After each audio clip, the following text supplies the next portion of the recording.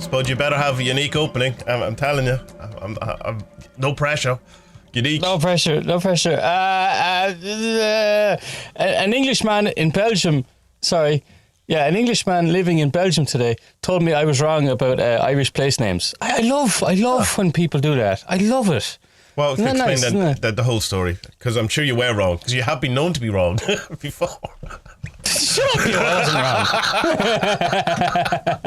Oh, God. This must be my friend. I'm so alone. What he told you? Wexford was pronounced. No. He had some he had some question on one of those Celtic studies groups or something like that. He had some question about why are so many names in Scotland? Jesus, what was the way it went now? So I can explain the answer to you properly. Basically, why is there so many English place names in Scotland compared to other Celtic countries? Yeah, right. And so I said, well, look, it's the same in Ireland. Like, that's what colonisers do. Mm-hmm. Something like that, And then he went into this big tirade about how wrong I was and how Irish place names are Irish. And then I gave him the example of like, well, no. Yeah. Okay, I know where you're coming from. The Irish place names come from the Irish word that English people couldn't say, and then anglicized it, which is the size of an angle. What the fuck does that word mean? Anglicised. Yeah. It's ridiculous. Just say made it English. Anglified. Britishised. Yeah. Anglified is better than anglicised. It's also like the Anglo-Irish talks. They used it in that. What? What are you on about? You're not Anglo, you're England. Shut up.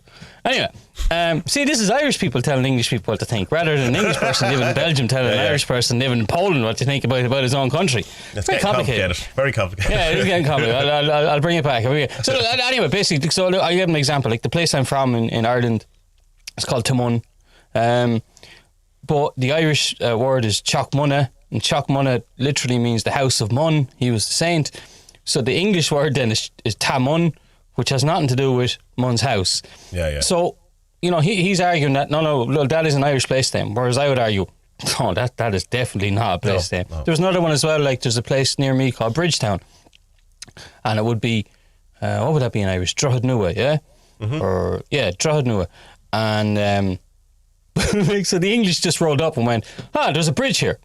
Okay, let's call it that. Bridgetown. Bridgetown. And it's like, that wasn't the name before we were taken over. You know what I mean? So it's like, anyway, it's storm in a teacup kind of thing. Yeah, there is a kind of thing that there is a couple, though, that happened the other way in that, I think, like, I'm probably wrong in this example, but it's like something like Oldcastle, where it was given the name Oldcastle and then later translated into Irish as Cashlon. What would it be? Shan Cashlon. Yeah, exactly. But that's a different thing. It's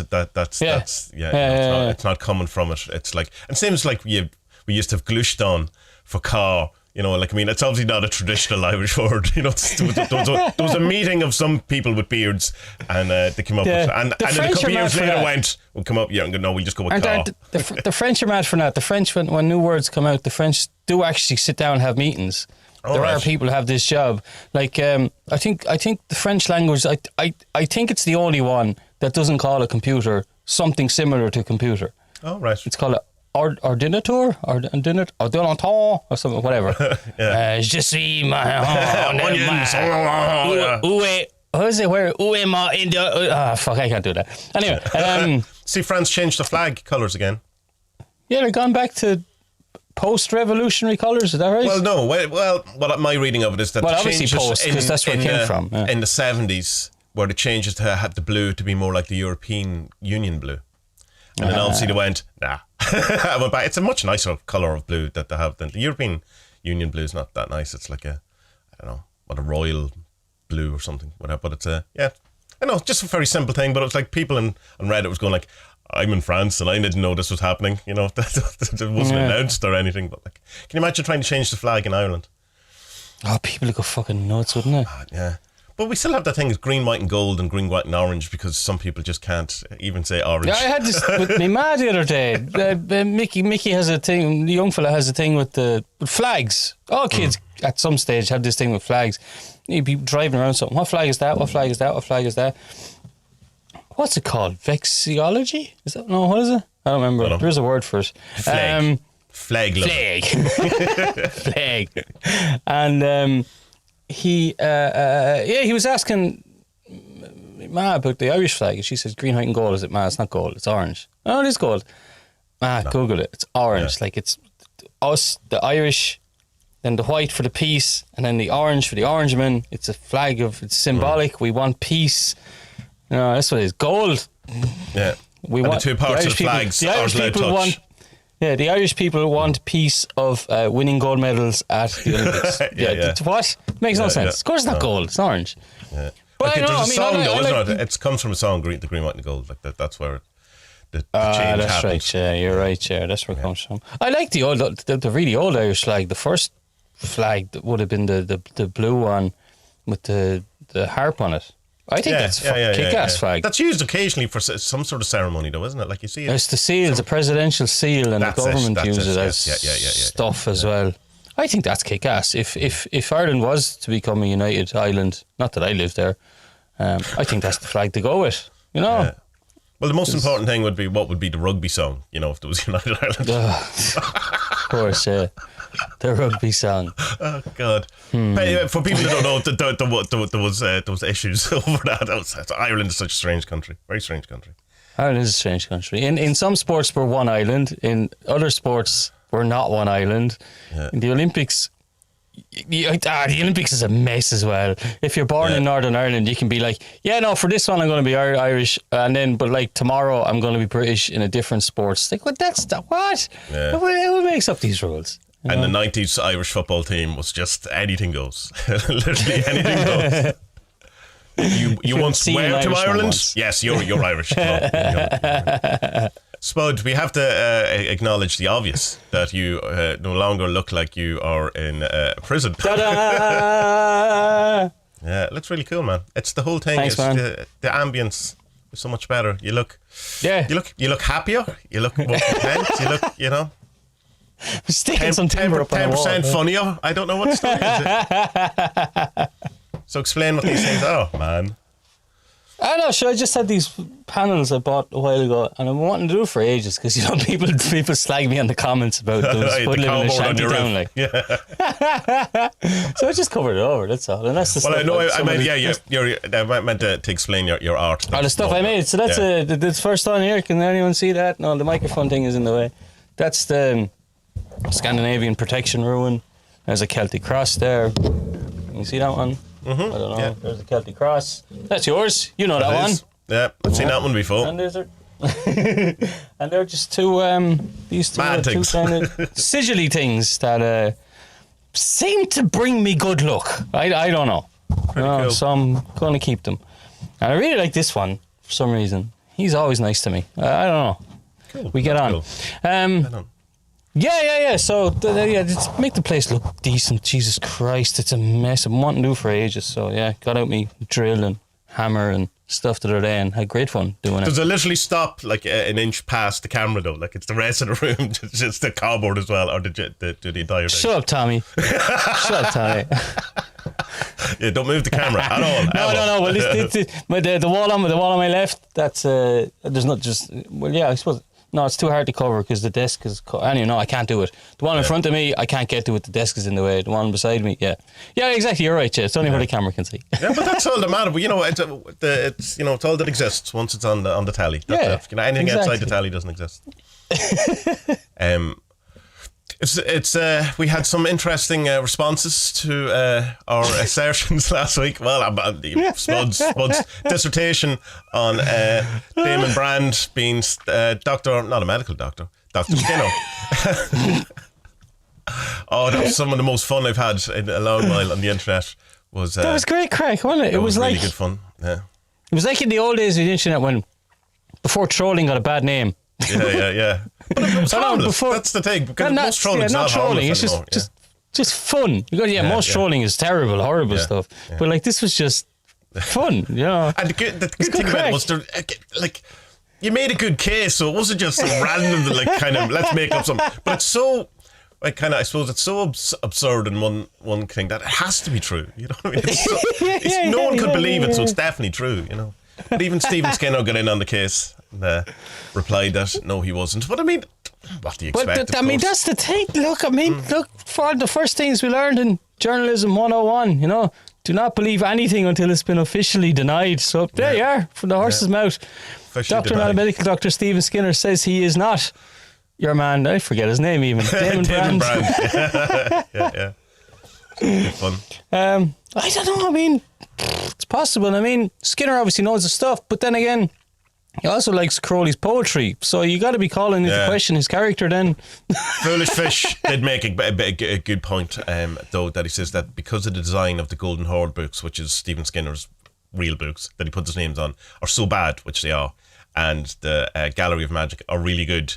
Yeah, there's no way that's the same person. No, it's impossible. It's impossible. It is strange, though. 99%. Yeah, but it is strange, those things, though. Like, as Fish said again, maybe he read the Damon Brand book before he did the lecture, but even that's a bit unlikely too. Like, I can't see Stephen Skinner writing Damon or reading Damon Brand, even though they're the same person. He can write him, like he can write, but he wouldn't read it. He just writes it and then throws it away. Like. Yeah, he doesn't proofread it or edit it. He just writes. Oh, it's like it's like when you have a song in your head, or when I have an article to write. It just kind of, you don't have any control over it. You just kind of vomit it onto the page and smash a keyboard. That's what. Yeah, just put it on Amazon and it's done. There you go, book. True story. True story. I'm having a very strange kind of a thing with YouTube at the minute. Sorry, I'm interrupting you. But it was great. It was great that everyone. I mean, okay, everyone took it in.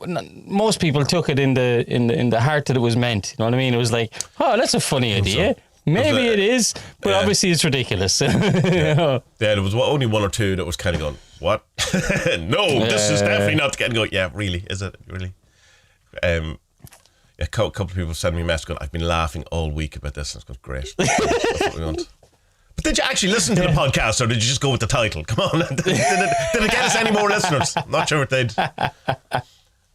No, I wouldn't think so. But sure, I mean, is he well known? He would be well known, wouldn't he? Dr. Stephen Skinner. In the circle of circles. In those circles. But it's a pretty particularly kind of, is it a very nerdy circle of magic? Is that's what he's most? Possibly. Like, I mean, it's the Grimoire thing. Like, I mean, it has its own. So what I'm basically asking, which is quite, he is quite a nerdy kind of approach to it. Yeah. Do everything exactly right, and down to the yeah. Okay, so what rephrase it then. So in chaos magic circles, is he someone that's kind of known and respected, or is it more a ceremonial ritual thing? He would be known in chaos magic circles mostly, I would say, because Gordon White goes on about him an awful lot. And that's how I know him. So that would be the chaos magic in. But like, I mean, he's definitely like one of the more famous people in the genre, I suppose. But just because his output is so massive and he's touched on so many things and that. But yeah, I think his main thing is feng shui. Like, he seems to really enjoy that more than anybody. He's only 2 or 3 books in it, but I don't know. Seems like a decent dude. Like, he seems all right. Like, there's a couple of he seems lovely. Yeah, he talks about. I think it's in maybe it's Watkins again, could be Treadwell's, whatever. But another lecture was just talking about different things. It's very good, worth checking out. I really hope he listened to the podcast. I know he didn't, because he's like 100 years old. He would have a podcast. What is a podcast? Well, he's not going to listen now. No, he didn't listen now. But like, I'd like to think that he did listen and pissed himself laughing at the crack we were having, because. Well, I believe all of that to be true, so it's fine. Well, I do. I want to believe it's true. But that's me with everything, isn't it? It's like, the thought's gone on my head now. No, it's gone. Carry on. That was obviously was bullshit. There's absolutely no. Well, I mean, that's the thing to say. I don't know if that travels around the world, but that if you forget what you're saying, that it's a lie. I don't think that's true. Sometimes I just think my brain's shit. And it's not necessarily a lie. But there's nothing more. He's just kind of, and then 3 seconds or 30 seconds later, you remember when the conversation's gone on to geese or something completely different. So that's what it was. It was like, cause you brought up geese. What? Geese brought it back to me. Geese. G is connected with G that I wrote down here. GW. Gordon. Yeah, you mentioned Gordon White there. He's a book coming out or something, didn't he? Yeah, because he's kind of gone quiet, isn't he? Well, I don't know if he has. I think he's just like he's blogging more than he ever has. Well, not more than he ever has in the last while, since he kind of turned into a podcast. He's like a couple of blogs a month. So he's hitting that. But he's since he got, since the incident earlier in the year on Twitter, I think he literally only uses Twitter as I have a blog post out, the podcast is out, and doesn't kind of, what's that word? I know he's locked though. You can't follow him until he gives. No. I think okay. he's back. I think he's. That's gone, free. Is it? Yeah, I think so. I think you told me that of all people. So maybe I did. I probably follow him. I don't know. Yeah, but I did a couple of his courses there recently, just because I like checking in with Gordon every now and again. Just I know all the things. I know all the arguments for and against and all that. But when it comes to the actual knowledge stuff, I think he's pretty good. It's just the opinion-based stuff that I find more difficult to absorb, I suppose, is the point of saying it. But his last one was on aliens, sci, and fairies and stuff. So it kind of tied into an awful lot of stuff that we've been talking about over the last while. I didn't finish it yet, though, but I will. I think of the last one to watch. Did he subscribe to the Patrick Harper thing? Yeah, but he would, RuneScape would have a big Patrick Harper type of thread, like that whole thing of that it's the thing emerging as a different thing over the years, the Patrick Harper, like I first heard that from Gordon White, and then it turned out it was Patrick Harper, which, and maybe it's not even Patrick Harper's, but that book is 90s, isn't it? The Demonic Reality, so that 90s, does predate RuneScape. But you did one of the courses you were saying, the Grimoire one? Yeah, Grimoire one's great. Yeah, I really liked it.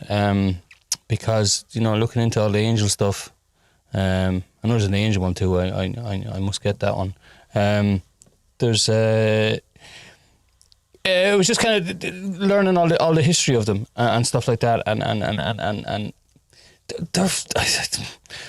there's almost too much to go into it because it's so fucking well researched. It's unbelievable, the course. Like it's how, where did you find the time to do it? He knows everything on it, and it's presented in quite an objective kind of way. There's nothing about the conspiratorial stuff that he's kind of known as now. There's none of that. It's that just doesn't like come through in the courses really at all. It comes a bit on the bonus material courses where he's done stuff in 5G and different stuff, but the actual courses themselves, it doesn't really filter in at all. Yeah. No, it looks, obviously he knows his stuff. The only thing I find a bit, not annoying, but it kind of hard, is that he'll be doing something, goes, and of course, and here we come to Black Man, blue, whatever it is, and it's like going, as if I'm meant to know him, and you go, I don't know him. Yes, Jack Staff, and he was, of course, as we all know. I go, what? No, could go back a bit. Who is this man? But yeah, it's pretty good, and it's PowerPoint presentation. Also, he has a background in advertising and media, so he's well used to doing that kind of stuff, and he does it kind of live as well. So it's ish live, but so it's kind of conversational, and rather than just, and on this slide we have a picture of a horse. Let's look at the horse. You don't. There probably are edits, but I didn't hear any edits. There's no obvious edits. You know what I mean? Yeah, and even every now and again there's a and you go, cool, I'm glad you left that in. That's brilliant. Yeah, definitely a smoker is Gordon. Definitely, you can tell that. Like, definitely cigarettes. Lay off the smokes, man. Lay off the smokes. You'll live a bit longer. Yeah. The new book, Scarlet Gamer, I think the pre-sale's coming out this month. Which I always like. I understand the need for pre-sales, particularly in cult publishing, where you need the money to actually go then and print it. But it's also like, I'm buying something now and I'm not getting it till what, February? I don't want that. February? Or whatever Christmas is coming, man. What the fuck? It's all my money. But it's like even Jason Miller's new book is like 9 months away or something. But that said, I remember when the Dave Grohl book, that it's brilliant, I'm nearly finished now, it came out and it was like a year away. And, whatever. But it eventually comes around and then there it is in your inbox one day, But like, I want everything now. Can I have it now, please? And the worst thing is that, like, I think Gordon says, like, it's written 3 or 4 months, so it's completely and utterly finished. So I could have it now. There's nothing stopping it. But such as he mentions the Starships is because he's 3 books now. This will be the 3rd book. Is that right? So there is Starships, which is the Scarlet imprint. There's Pieces of 8, which has the most fantastic artwork for the cover of that you will ever find. I wonder who did that. He's an exceptionally handsome man. And and the Chaos Protocols, which is the Llewellyn book. So Llewellyn is kind of like the I don't know, the popular publisher that people love to hate on. Yeah. Yeah. You know, But they sell everything, so like... Yeah. You know, it's like they'll sell Chaos Magic, Satanist books along with, crystals to heal your dog. Books, whatever it is. Yeah, but so he mentions starships a lot in the Grimoire one, but like, what's it about? It's about, well, it's the subtitle is the prehistory of the spirits. Isn't it prehistory of the spirits. It's just about the his kind of worldview or his cosmology, pretty much like it, and come back to Göbekli Tepe and stuff like that, and how it kind of evolved and how the spirits evolved with us and stuff. You will really like it, I would say. I would say probably would, yeah. If that's really what it is, yeah. And it's like kind of in the, but not. It's kind of like a alternative history, but it's not. It's a well researched kind of, and you go right. That's not just saying, you know, it's not like Sakurai Sitchin or something like that, or the Chariots of the Gods, where it's, and this means an alien. There's a well researched. Made up. There's a well researched, and you go right. Okay, that's. I mean, it's more acceptable than Stephen Skinner is Damon Brand. You know, there's a bit more research and actual thing to it. So you should dig it out. It's on. I think like you used to only be able to get it like on the Scarlet imprint stuff, but they put all the stuff on Kindle now, which is it's handy. You know. All right, let's almost pick it up then. So no, it sounds good because like I love that perennialism. Yeah. Stuff. And okay, perennialism is a bit different. That's more about the spirituality. He definitely of it, is not coming from any kind of awakening Baptist head type kind of perspective at all. No, it would be, it's pretty much it's a spirit model stuff. Like, but it's a long time since I read it. So like I read it the week before it came out because I did a review of it. So but like it still points at the same thing rather than say perennialism is there's one religion, there's one God, yada yada. It's more that like all of these spirits, they all come from, they're all the same thing, whether you're working with I don't know, Servitors in Brazil or you're doing shamanic journeying in Siberia, like the entities still come from the one thing kind of, but he would make a point that not all goddess figures are the same goddess. There's a thing that which okay, I'm with that. Like it's not saying that every Hecate is really Mary, because she's not. But she also is. You know what I mean? Like, yeah. Good. I'd be interested to see, but I might read it myself. Oh God, how can I reread a book when there's about 10,000 new books I want to? You should do it. There's an audiobook of Chaos Protocols, but he doesn't read it. I don't know. Really should have read it. And there's no audiobook of Starships. They were going to do one at one point, but. Never. would people not buy it because there's an Aussie accent or something rather than? Well, I assume that's always a kind of a that is something like. Maybe, but I would probably. See, not being American, I suppose I'm more exposed to many different accents, so it doesn't faze me as much in the way I can. I know Americans do have a hard, but they have like 50,000 accents too. So I mean, they have tons of accents. What's the problem? Jesus Christ! You ever tried to talk to someone from Texas? You're like, what the fuck language are you talking? What the fuck? From Kerry. What? Are you actually speaking English? Because you mightn't be. Really.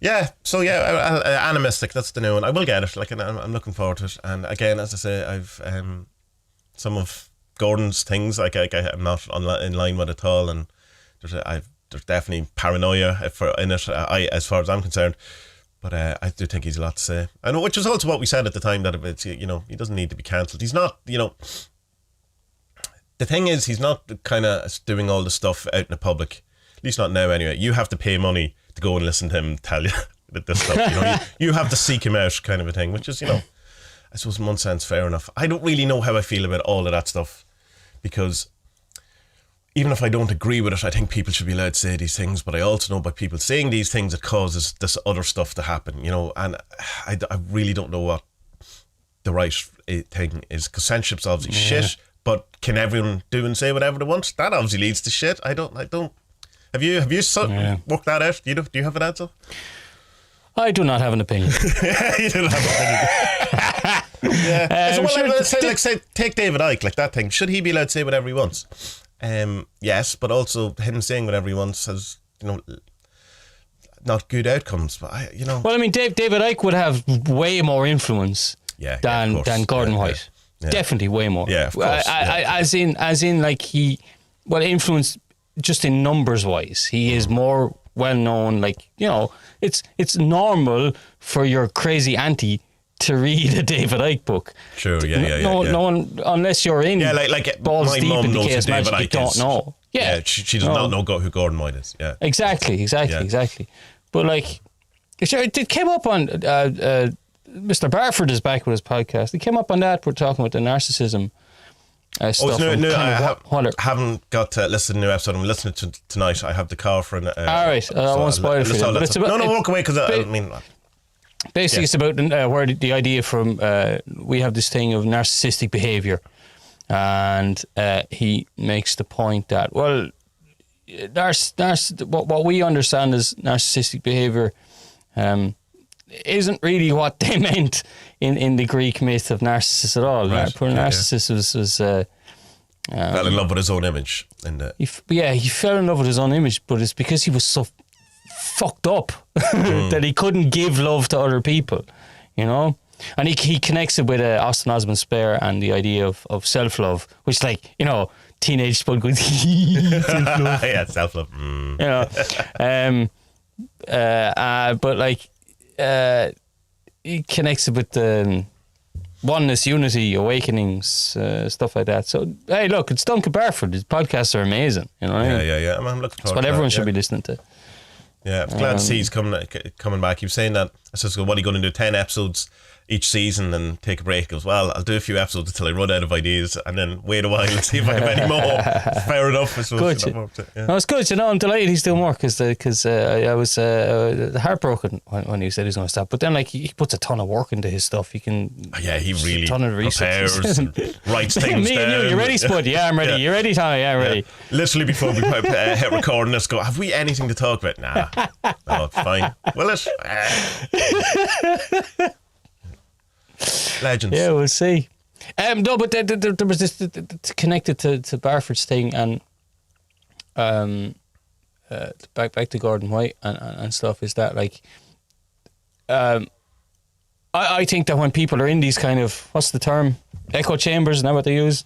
They kind of start believing themselves themselves a bit too much, and that leads to paranoia and stuff. Like I see, like, I can see relations of mine, older people, our parents' generation, and they're fucking obsessed with Facebook. They're always on it, like, and it's just it's like, while they think that they're seeing the world and getting lots of information from everywhere, like, actually it's narrowing of their vision down to one kind of thing, you know. Yeah. And so it's very dangerous and no one wants it. It's best to be like oh jeez, I can't remember the philosopher's name now that I had a hard on there for a while.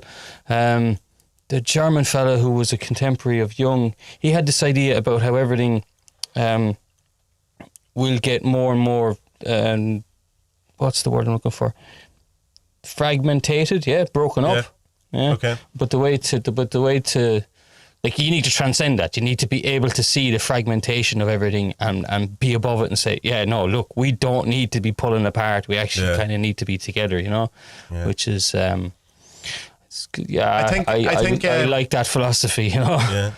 I think another factor in the kind of, and this is, I'm not pointing at Gordon White in particular at all, but just a more general thing, is that when you can kind of, once your income and your livelihood starts depending on opinions that you have, it makes it way harder to change them, you know. And it's so, like, say an example would be, imagine I decided, or I came to the conclusion that magic was all rubbish, right, and really bad, and I go, right, that's great, yeah, how do I pay the mortgage now? You know what I mean? It's like, you know, so what do I say? The 47s are all rubbish and take them off sale, stop doing podcasts. No, and I you know, I've such a small income compared to, say, what David Icke would have, say, on something like that. And, like, can you imagine David Icke going, they're not lizards, right? How do I do this? You know, there's no way out of it, you know. And it's like, I know you won the Angel one. I can never remember.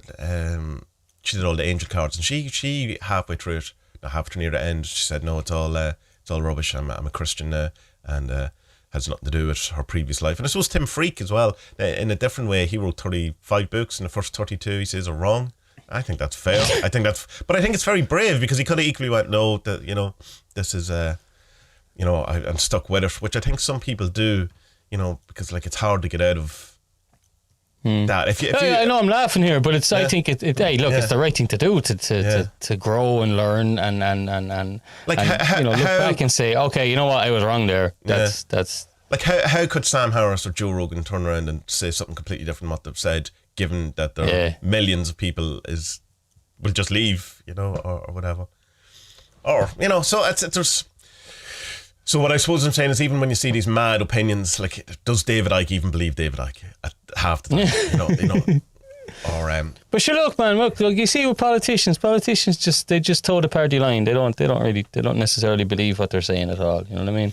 Yeah, like the rest of us. When you're around family, yeah. Someone, I don't know who, someone had interviewed Boris Johnson the other day. He has ruined that fucking name. You know that there's lots of people in Poland called Boris, and every time I think of him now, I'm just going to think of that ignoramus with his big scruffy head on him and his stupid belly and his million children by.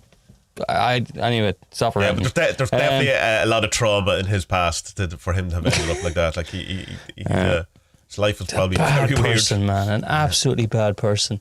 And so the interviewer was. Basically, the question was like, do you value truth? And he's like, and he's just trying to worm his way out of like how he can tell lies, but it's still seen as truth because he means well. And be a good person, yeah.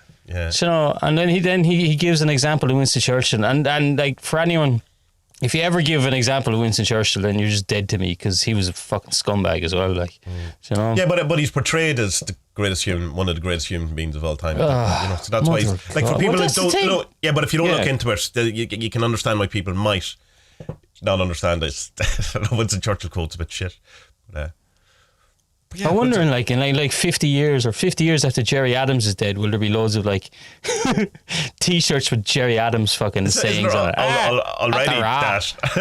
There's already that, I think, in certain parts of the country. Well, yeah, in certain parts of the internet, you can definitely buy IRA T-shirts. Yeah, you can buy them just off Parnell Street in Dublin as well, in fairness. So. Yeah, it's strange. I actually passed that the other day. I was down in Chapters.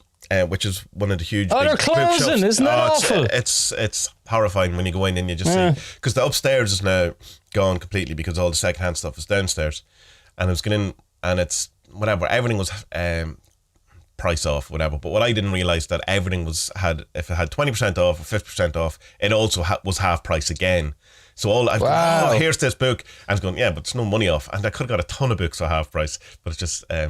But in the end, I just got a book in the I Ching, so I was happy enough for like £3. Brilliant. But it's like what a bookshop, and I've bought so many books and I've spent so many hours in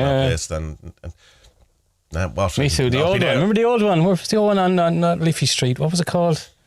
The street between Henry Street and fucking the Halfpenny Bridge. The old Chapters, not the new one. Were you ever in the old one? Well, where the Games Workshop, that street is on. Yeah, that's the one. Yeah. I think it's that one. Yeah. That was deadly. No, I was never in that one. Never in that one. No. All right, that was proper. Like the horrible musty smell of an old bookshop. Oh yeah, love that. You go in and breathe in the mold and get the mold in your lungs and die of pneumonia. Yes, I am dying with knowledge. He died with knowledge. I remember one particular day I got what the fuck is the name of Oscar Wilde's book? He only wrote one book. The Portrait of that's fucking James Joyce. But it's the one about the picture, Dorian Gray. Picture of Dorian Gray, which is a huge Mandela effect for people who think it's called The Portrait of Dorian Gray, which is obviously just mixing up two famous Irish Portrait people. of the Artist Young Man. That's James Joyce, which is a really good book as well. But the Dorian, I bought it, picked it up. It was like whatever. It was for nothing, £2 or £3 kind of thing. Walked up the thing, and your man got really excited. He was serving me behind the counter. He's like, "Oh my god, this book is amazing!" I'm like, "Great, cool, okay, cool." And he starts going into like giving me the history of Oscar Wilde, and I know a bit about him, but I just let him at it, man. I just let him have his moment. It was beautiful, and wow, he was sound. Like we had a moment. It was great, you know. But that's the thing, and I remember You don't when get we that were with leaving- Amazon. You just don't get that with Amazon. A book depository just doesn't happen. I've another chapters. One thing after they moved to the new shop, which is I don't know, still 15 years ago or 10 years ago, whatever. Whenever I was leaving Ireland, and I had like loads of stuff to sell, and CDs and DVDs and books, and I went up to chapters with like I think I had 2 beer boxes of books or something, you know, and yeah, I got another mad reaction because I got rid of a couple of comics and stuff as well. And there was one, and the guy was saying, "Yeah, I can give you this for this, this for this, this for this." And then he went, "Oh, hold on!" And he shouted over like, "Claire, come over here!" And Claire came over, and he's like, "Claire, he has all the Palahniuk books." And she's like, "Oh my God, I love you!" Okay, all right. I'm sorry, I have to sell them. I'm leaving the country. I can't bring them with me. Like, can you give me a good price for them? I don't know, whatever. I went in there with 20 books and probably, or 30, 40 books, whatever. Probably left with 30, 40 quid or whatever, which is grand. Do you know? Grand. Yeah. It's I've sold comics and stuff back in the day that I kind of regret, but such is life. You needed the money, or you had to, do it at the time. I had all the original Akira comics, the epic ones, and the colour ones, and I sold them for nothing to Rob Curley in Subsidy. Good man though, so he's all right. So I could bring him up. Do you still have them after 20 years? No. I'm gonna buy him back for you. Yeah, at 500 times the price or something. Hey, have you seen Dune? I have. It's good. I thought it was amazing. Yeah, I really, really liked it. I haven't read the book though, so that's full disclosure. So it was my first. You see it? So, no, I watched the Your Man's Dune, Jodorowsky's Dune last week. Yeah. Jesus Christ, that's a fun film.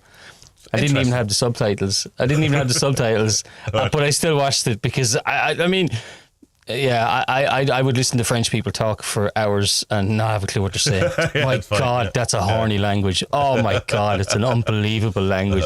And you're like, oh my God, talk more. Yes.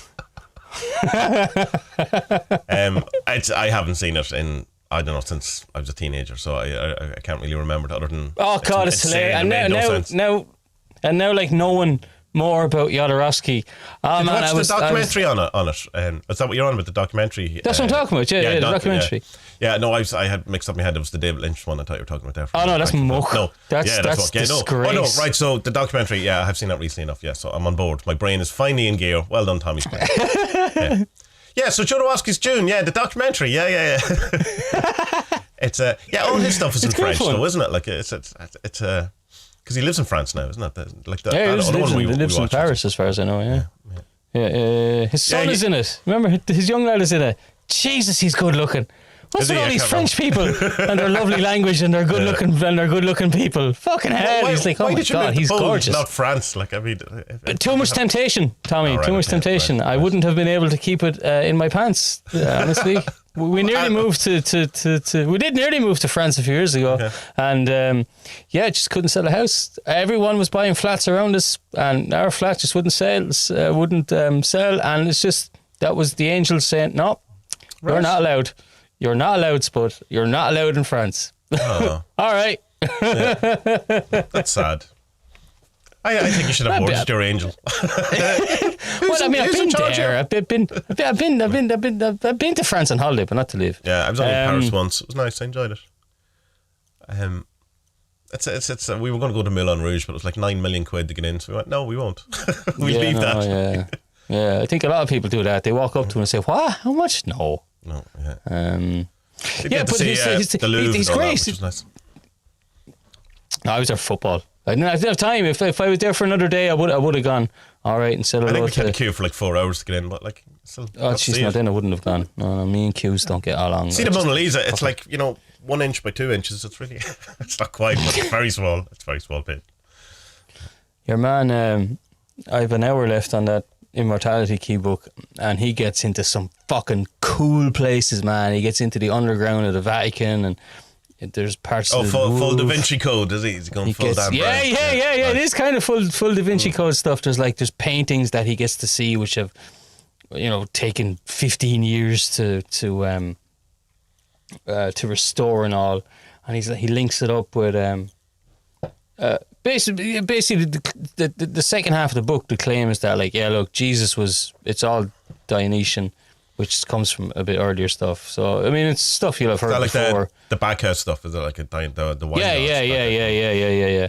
And so apparently some of these paintings in the catacombs under the Vatican depict Dionysian ceremonies, kind of thing, you know. So for anyone who doesn't know, they were like so this claim that the Eucharist and the wine, they come from these earlier ceremonies of Greek descent based on Dionysus, where you would you'd drink this wine which was laced with whatever mushrooms or ergot or something that would get you off your nut, and then there's the whole thing about like how there was usually like a head priest or a bishop kind of thing, but then everyone else was a woman, so the women took care of making the wine and knowing how to brew it, because it was pretty difficult. Like, you can't just go out into a field of corn and start gobbling moldy corn and get high. No, you can't. Like, you can't do that. That you will die if you do that. Okay, so please don't do that. And always eat your mold responsibly. Always eat your mold responsibly. So he links up all that, like why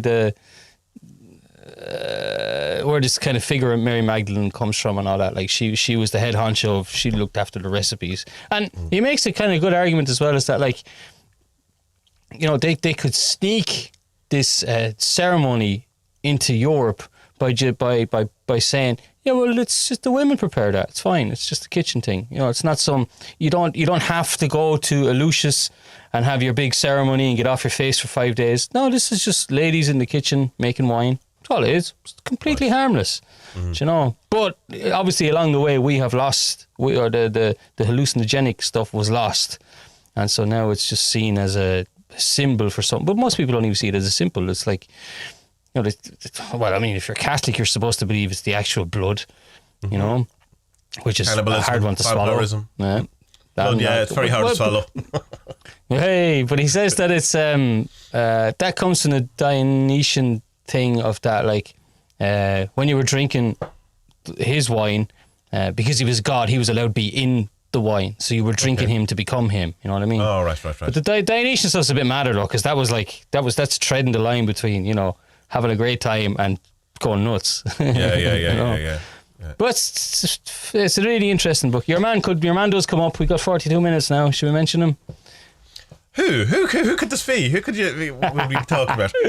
He is named as the foremost export expert on Empedocles. So on Parmenides, they both get a mention as well. But he doesn't give out about Kingsley not mention ergot and psychedelic drink. He just says that Kingsley knows his stuff, you know. Right. Interesting. But he should have said that he didn't mean. Yeah, you can completely leave that bit out. Because if it was Kingsley writing his book, he definitely would have given out about you, buddy. Yeah, exactly. Yeah. I suppose it's similar to the Ram Dass stuff that people give out about that he didn't mention in some of his books, that, you know, you need to take LSD to really understand this. But like, I suppose from his point of view, he was quite open about it. So maybe if you meet Kingsley on the street, he's just all about the ergot. You know, he won't shut up about it. Just constantly ergot. Oh man, incubation. Anyhow, do you know anyone with any wheat fields? You know? Maybe, yeah. It's an interesting one. I mean, this idea of the religion with no name, which was around for donkeys and donkeys of years, longer than what Christianity has been with us, like, at this stage. It's fascinating to think, like, where this came from. And, like, kind of, there's the claim that, like, we were talking about last week how, like, we've had beer longer than we've had bread. Yeah. So therefore we've had moldy beer. Hallucinogenic beer longer than we've had bread. And he's like, he doesn't say it outright, but it's kind of like, you can read between the lines and say, like, this idea of religion is basically a byproduct of us getting off our heads on mad drink. Which is a bizarre thing to think, especially when, like, you know, me and you have had so many mystical experiences and so many people we read and all that, and it's mad to think that, like, did this start with us getting high on beer? I assume so. Well, I mean, I suppose the other way of looking at it is that people getting high in beer and mushrooms or whatever was allowed, to go, oh, there's a possibility of seeing things in a different way. And then once you know that, then, you don't necessarily need the mushrooms or the ergot or whatever. Or is it just by people doing that the chemistry of our brains changed in order now that you can have...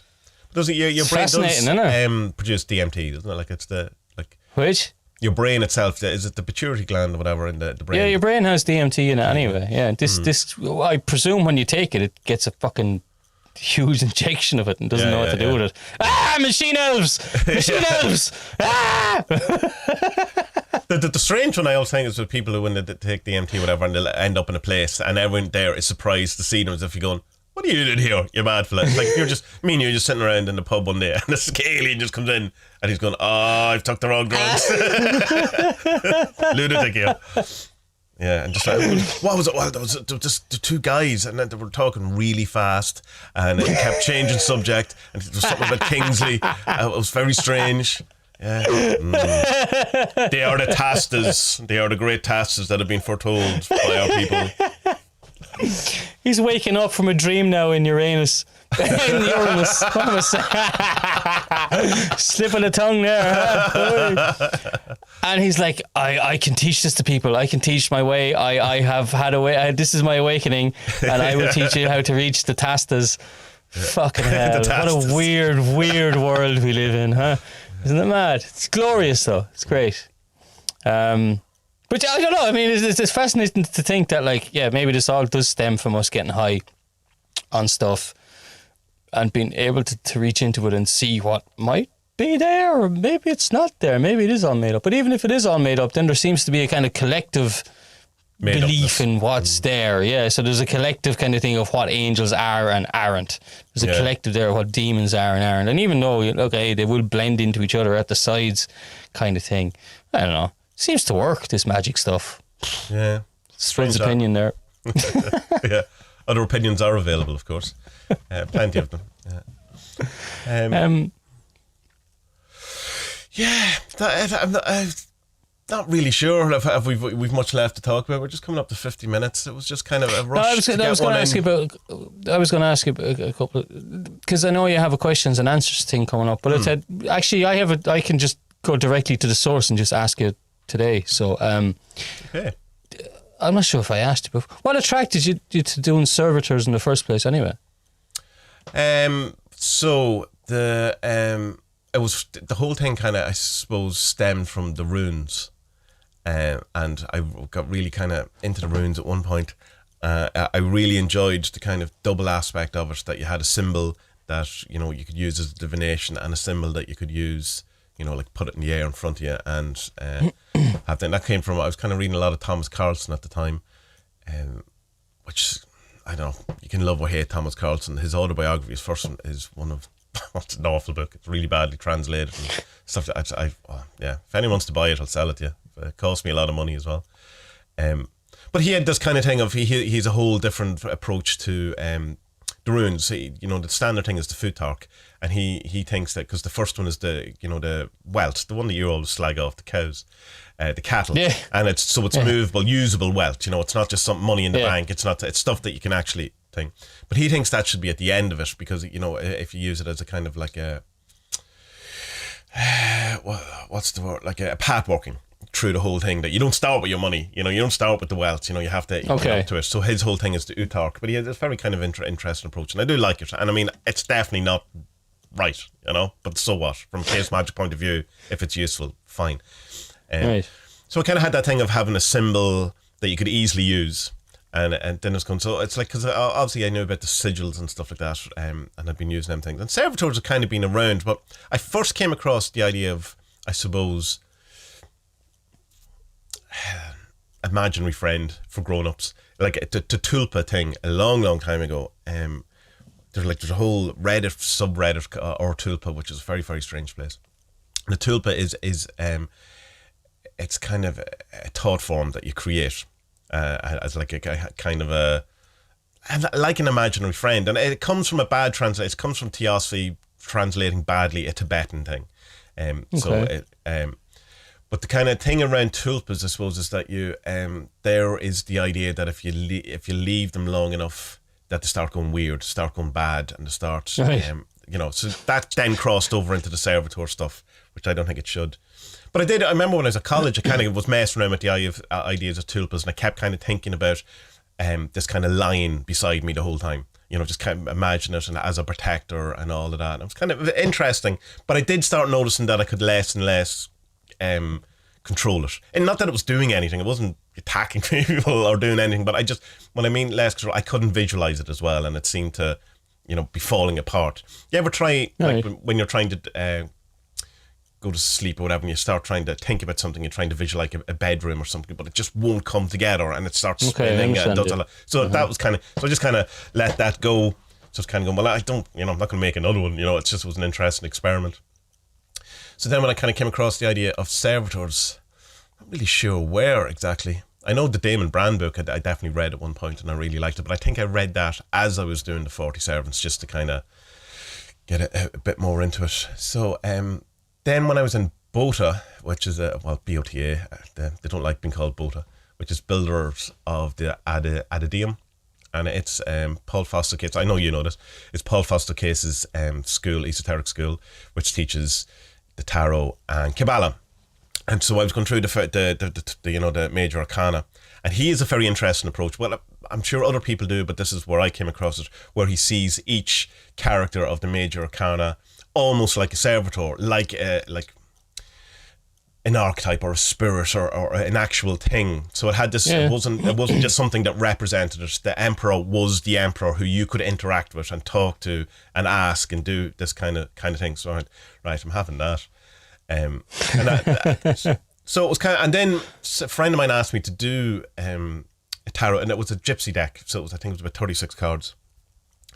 And I did that, and I kind of worked out how to do the whole game crafter thing and all of that. So it kind of all just came together as a sort of a, right, well, I've no excuse not to do it. I know how to do it. I know all the kind of elements I want, and I now have the time because I'm feeling my life is falling apart, and, it's all going away. So I have a couple of months where I can have, one last tour with the band or whatever, just go out of the thing. And so it all just kind of came together. I like the idea of servitors over kind of sigils, because it depending on what I want to do, because a sigil is a very kind of one and done thing, and it's kind of, I want this, I want sex, or I want money, or whatever it is, and it kind of feels right, so it's done. But it's more, servitors feel a bit more talismanic, I suppose, to me, in that this is something that can continue on, or you can build, or it can, so it seems a more resourceful way of using your time than constantly having to do sigils every week for money. Just have a money servitor, or something that's reminds you or keeps you in the whatever you think a servitor is. But I definitely think servitors are thought forms. I don't approach them in the way I would spirits. But the problem, I suppose, with that is that there's, what to say, like the 40 servants, is that there is aspects and archetypes and different things, and there is an overlap and all of that. And I suppose it depends on which way you approach them, or you want to. But equally, again, at the end, non-dual, it's all one anyway. So it depends on where on the ladder you stop, and you look and go, well, what is the mother today? Yeah. Well, the mother is just a servitor, and 2 steps up, well, the mother is actually the archetype of the mother. 4 steps up, it's the earth, or whatever. It's the, it's what's Nuit or whatever, from the, like, a thalamic point of view, the overall thing. But I suppose it's just that thing then, I suppose, with servitors as well, which this comes out, I suppose, from hanging around with Alan Chapman and the kind of Mergia and the 3-tier thing that he has, that the very first, and we've talked about this before, the very first thing when you get involved with magic and stuff like that is the power is external to you, because that's how it feels. You're coming because something is wrong, you want to change something, you want to get your boyfriend back, you want to, get a better job, you want to get a court case, you want to get let off or whatever, and it all feels that you have to petition something in order to get that. You need help. So you go to a saint, you go to a god, you go to whatever, and it's outside. So that's, I think, the first approach that people have to, like, the 40 servants. But I think then it goes that you realise that you are also this thing, and that it's what you are looking for, rather than the healer being outside, it's the healer inside. So you become the healer, and then it's, it goes from evoking to invoking. But you can't really do it with a sigil, you know what I mean? It's not, how do you invoke a sigil, And then the third thing, of course, is then you realise that there's no duality at all, and there's it's not inside you, it's not you, there's no them, there's all that kind of thing. So yeah, so that's why I like Servitors. Is that actually answering your question? I think. Maybe. Yeah. No, but like you weren't at any time like. I said you did the tulpa. How do you pronounce it? Tulpa. Tulpa. So you were doing the tulpa thing, but like you weren't. Like okay, so before the 40, you didn't have like 5, 6, 7, 8 servitors around. No, I would have used servitors before the 47. I would have done things like had like because an awful lot of how servitors are actually done is that you install them in something. I installed them obviously into a symbol and a card, but they're usually installed into like a statue or a stone or toys or something that you can like a skull, and you see, so I'm going to put a protection servitor, and this is the representation of it. I put it on top of my altar, I put it in my mantelpiece, whatever, and that's protecting the house. It's used. So I would have done experimented with having different type of things like that, but nothing that I obviously didn't keep them. So they're not. Some of the Funko, I'm looking up the shelf. Some of the Funko Pops, I did try stuff with that as well, but it kind of. I always leave it with the servitor stuff that if I'm not giving it attention, then it goes away. So that kind of is the get out clause of, how you for people who are scared, I suppose, about the running riot aspect of these things, which I think is overplayed, because it seems to me that the most people who use servitors whose lives then, the servitors then run riot, are people whose lives are a bit chaotic anyway. It seems to amplify that rather than it being the nature of a servitor itself. But I mean, be safe or whatever.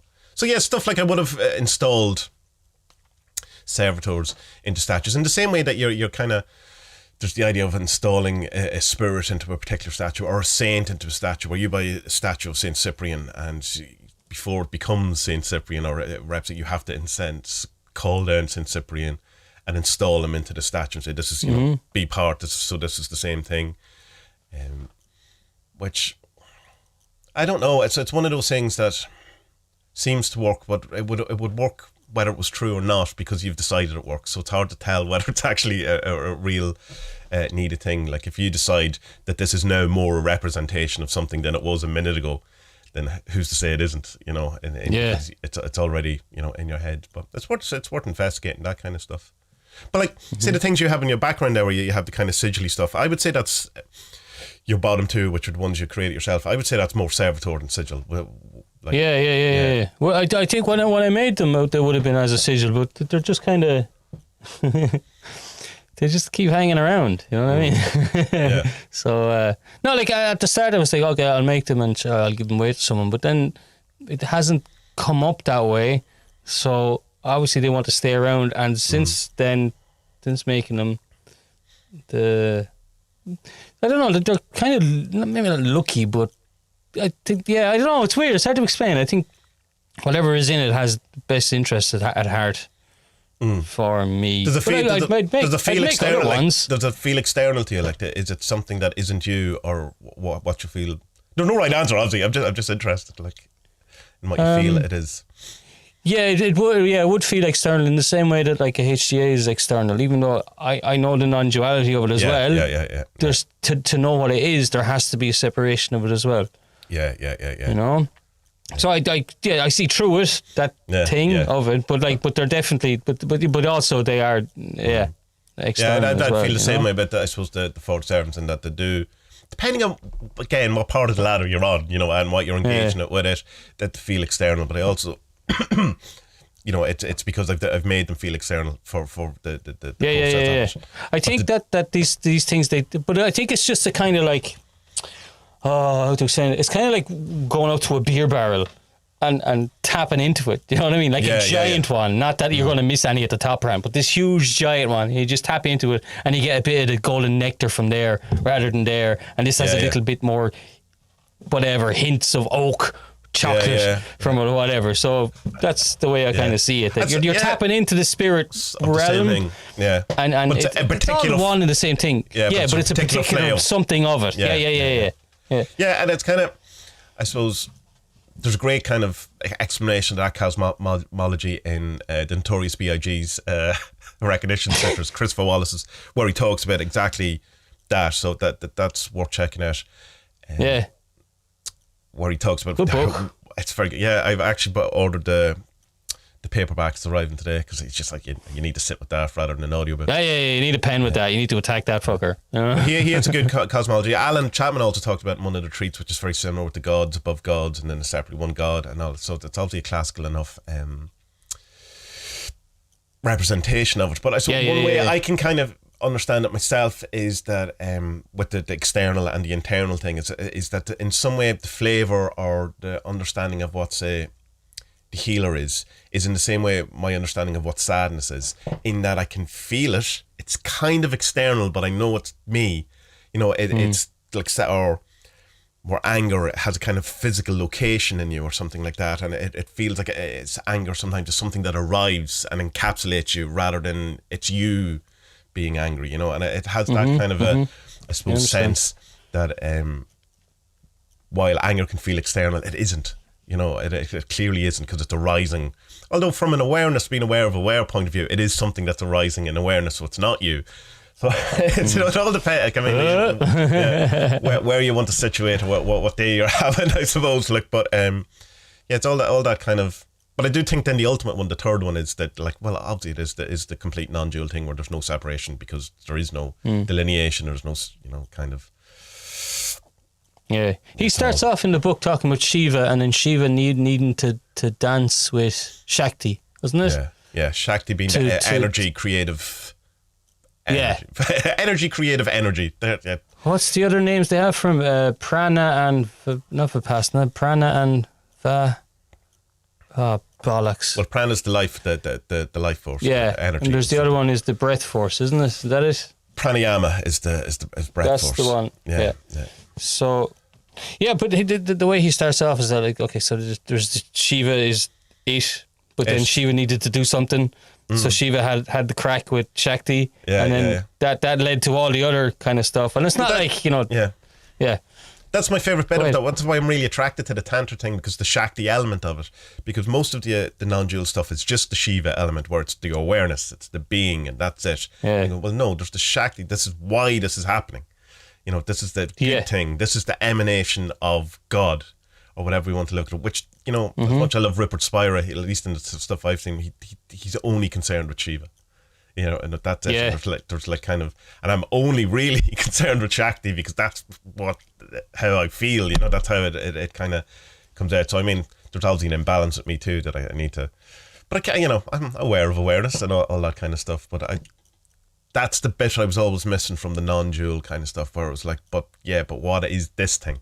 You know, other than, you know, it's an illusion. It's a dream. It's all that stuff that just annoys me. But even though it is, I understand it all is too. But it's the kind of implication behind it that it's a bad thing, and I don't think it's a bad thing because it doesn't feel. Yeah, no, I agree with you. I don't think it's bad at all. It's just, it is what it is. I mean, you had it in a video a while ago. You were saying it's just was it 2 or 3 videos ago? You were just saying it's just the nature of the place. You know, you're never going to fix all your problems. No, yeah. But it's just you have to try and learn to deal with them as best you can and face them head on. Or just know that it's like, but I mean, cliches are cliche because they're true. That's exactly, yeah. But it's that kind of. But it's the Buddhist thing, isn't it? Like in one sense, but slight different flavour on it. In that, where you are right now is where you're always going to be. You know, wanting things, being sad about things, being angry about things, always, and like. Knowing that, it's like trying to explain to someone that, I can't wait, you know, to get this new car. Oh yeah, it'd be great. And as soon as you get the car, you know, that's gone, and they want the next car or whatever the thing. And you kind of go, well, you're always going to be in a place where you want a new car. No. And but the realization, and then to be able to sit in that and be okay with it. You know, it's hard with certain things, but I think that's the goal. Not the goal. That's the way. But without. Because the thing I struggled with that was that it kind of felt like that was saying to not want things or not strive or not be creative. Yeah, it makes you guilty for wanting to have a new jacket and winter is coming. Yeah, but it's not that, you know, but it's not that. No. And it took me a long time to and I don't know how to explain why it's not that, but it's not that. It's just kind of going, this is how it is. That's fine, but still do your thing, you know. But realize that doing your thing isn't going to solve all the things. Sure, yeah. I think there's a bit of peace in that kind of thing. But you know, because it's that thing, the catch-22 that comes with the Buddhism wanting to get rid of desire is in itself a desire. So get out of that one. Wait, I have an 8-fold path for that, lads. What? The other thing was like 4 things, and now you're throwing another 8 at us. Come on, man. And then and then there's any amount of lists that you want after that: the 5 hindrances, the 14 snakes, 16 dwarfs. Don't they say that like Buddha was the first awakened man, or the first Buddhist? Right. Yeah. Why did they say that? Because I mean, he had the language and he had the terminology from previous the Vedics things before him. So why but does he get this? Or the Theosophists anyway say that Jesus was the first self-realized, self-actualized man. So I'm sure other people say, but they would have known. They knew a fair bit about Buddhism. Why would? Well, I mean, you still have people today who say that they have had the greatest awakening experience of anyone. Rosa Lewis, for instance, that's true. Actually, she says she's had the greatest. So it's like it depends on what way you want to like. But the Buddha himself talked about his incarnation, his previous incarnations. So, but is that to imply that he wasn't fully realized? And I don't know. I mean, of all of the stories, the Buddha story is not to be taken literally at all. Like it does, like it's, and they don't claim it to be. It's kind of that whole his sutras or his writings were good. Did he actually say it? Doesn't matter. You know what I mean? It does. Is it helpful? Is it getting you where you want? That's what matters. The question asked about what happens when you die, and it's what is the. Or the question doesn't fit the case, whatever. There's no point to that question because it's whatever answer is not going to help you anyway. Like so, and it's already knowable, and that's fair, But well, I mean, I'm sure the Greeks thought they were awakened, and that's previous. I would presume that they would have, yeah. And all the people we don't know, because they're not written down. Because even in that that Recognition Sutra, there's a guy, the book he's translating talks about people who we've no history about, we know nothing about, who are really, because they've been name checked in such a way, were really famous at the time, and that just, names have absolutely been lost to history. So there's definitely some cool hippies out, awakened hippies from 6,000 years ago that knew things. Yeah. Chaps herding cattle down on the Ukrainian border with what do they call the mountain steppes, whatever countries down there, I don't remember. That's apparently where all the Proto-Europeans come from. So right. Yeah, they must have had a priestly caste who were, off their head on mushrooms and ergot, getting awakened.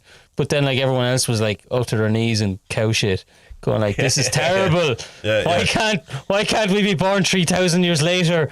They don't even have cars, toilets. My God, I'd kill for a toilet." Or we were all born awakened and something happened, like as I say, the fall is the thing that and we all forgot. There's that kind of theory, but I don't know. Yeah, we're never going to know. So there's no we are never going to. That's the thing that I was talking to Nuggin about this stuff. This is like my whole angel quest. Is I want answers. You know what I mean? But like I'm not. I know I'm not going to find them.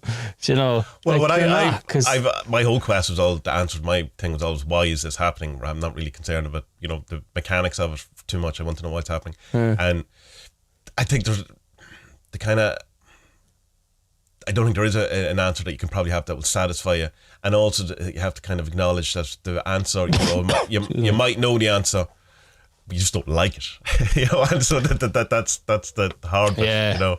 There's definitely that too, like, don't know, sure, but I think it's still, well, for me anyway, it's still important to ask. But I've always been like this. I've always been like, why, because I like to get to the bottom of stuff and it's not about, it's just wanting to know. It's kind of like, okay, I've never been the type of person that like took apart a guitar to see how a guitar works, because I'm like, no, guitars are expensive. Like, I'm not going to break that. But like, I can break my mind. That's fine. Yeah. Or someone else's guitar. Oh yeah, exactly. If someone is throwing out a guitar or that's broken, then I'll take it apart or whatever. But yeah, it's. But I always took everything apart and rebuilt things and all that. I was always still into. You see, I do it less and less now because I know how much things cost. Better not open up this piano and see what's inside. Yeah. I would have been going around to your house watching you do it.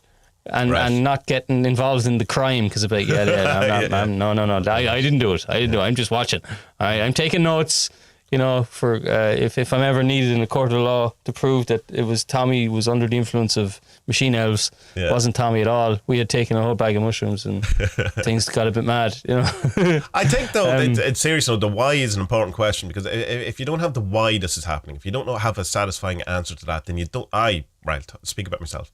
I don't know what I'm meant to be doing, because if you don't know the ultimate goal or the ultimate thing, it's like, then what am I doing? I'm guessing, or I'm just the response is to just experience it. Yeah, but you can experience things wrongly. You can do. Yeah, I don't think that's enough. I don't think that's enough just to say that, life is being alive is just about being alive. It's like, no.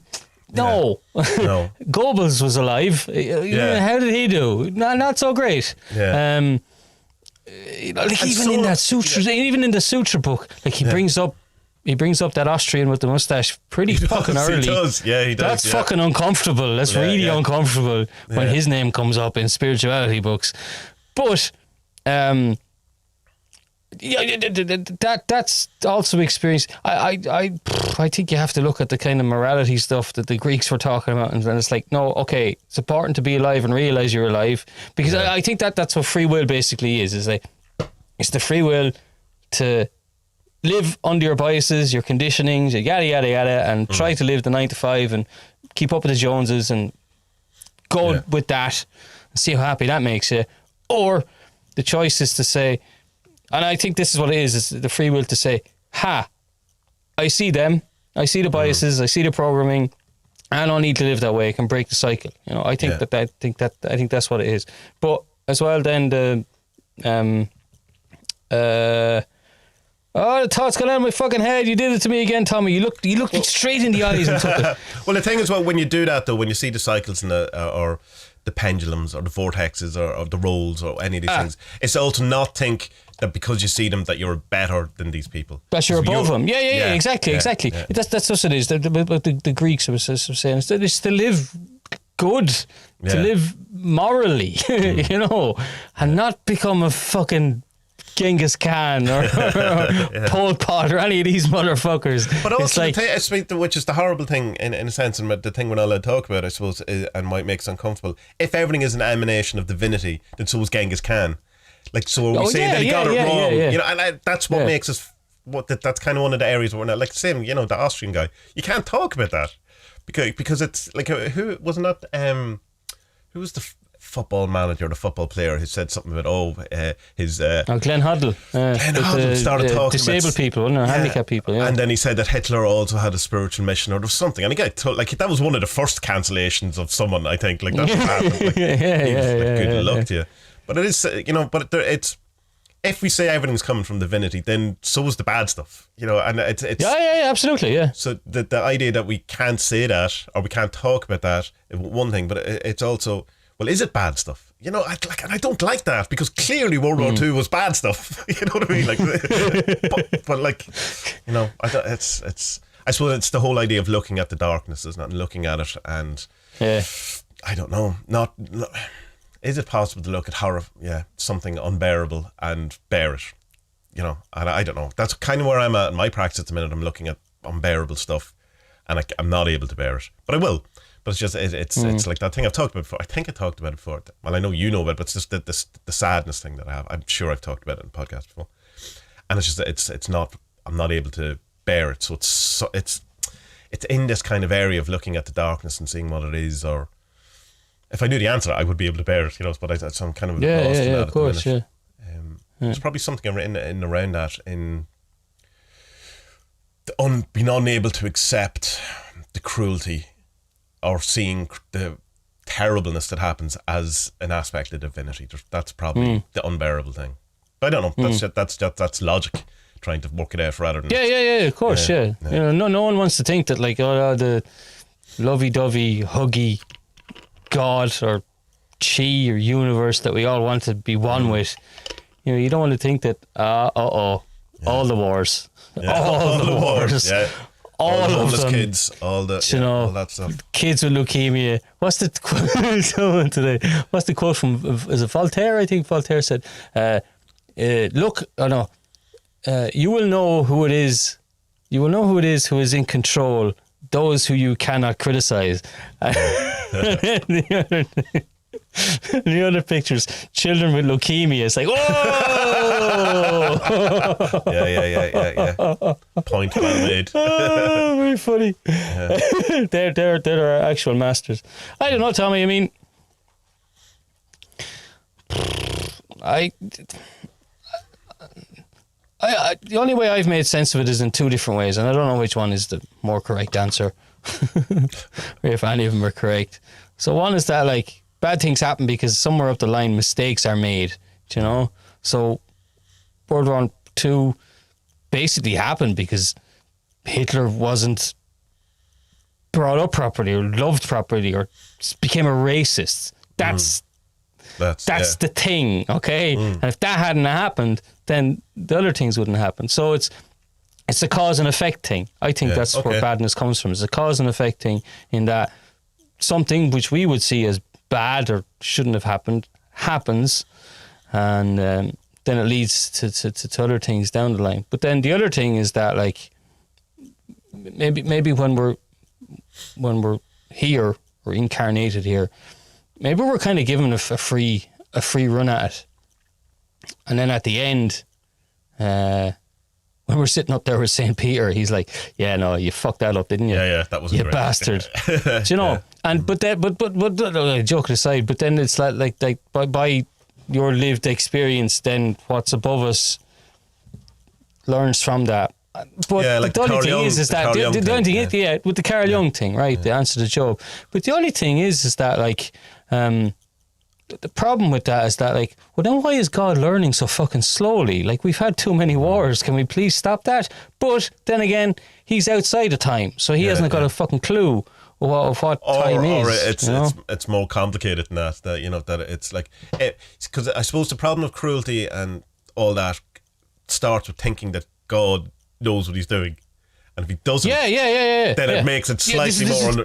Carl Jung's answer to Job is like, no, God doesn't know what he's doing. He's working this out more slowly than we are. But equally, Carl Jung was saying, like, that Job became a better person than God, so God had to elevate himself because humanity had evolved more. Exactly.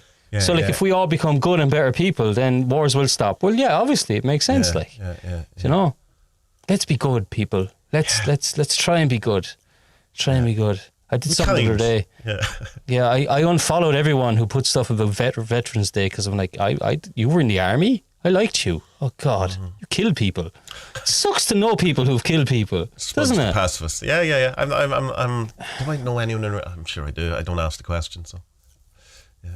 It's I never told you about I worked in an IRA pub before, did I? No, I'll tell you that off air. And I worked with a good few people who had been in prison for bombings, and